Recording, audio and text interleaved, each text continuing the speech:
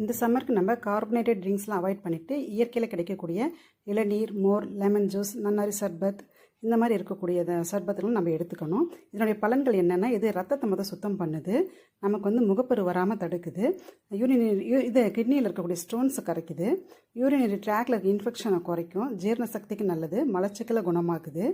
இந்த மாதிரி நிறைய பலன்கள் இருக்குது. அதனால் நம்ம இந்த மாதிரியான சர்பத்தை நம்ம குழந்தைங்களுக்கும் பழக்கப்படுத்தணும். இப்போ இது எப்படி ரெடி பண்ணுறதுன்னு பார்த்தீங்கன்னா, நன்னாரி சர்பத் நமக்கு அப்படியே கிடைக்கும், லிக்விடாக கிடைக்கும் பாட்டிலில். அதுக்கு ஒரு 2 டேபிள் ஸ்பூன் எடுத்துகிட்டு 1 மூடி லெமன் பிழிஞ்சுக்கோங்க. தேவையான நீர் சேர்த்துக்கோங்க. இப்போ இதில் ஐஸ் க்யூப்ஸ் கொஞ்சம் சேர்த்திக்கோங்க. இது ரொம்ப சூப்பராக இருக்கும், டேஸ்ட் அவ்வளோ சூப்பராக இருக்கும். இதில் எக்ஸ்ட்ரா தேவைப்பட்டுச்சுனாக்கா ஊற வச்ச சப்ஜா சீட்ஸ் இருக்கு இல்லையா, அதை கூட சேர்த்திக்கலாம். இல்லைன்னா ஊற வச்ச பாதாம் கோந்து சேர்த்திக்கலாம். குழந்தைங்களுக்கும் இதை பழக்கப்படுத்துங்க, சூப்பராக இருக்கும் டேஸ்ட்டு.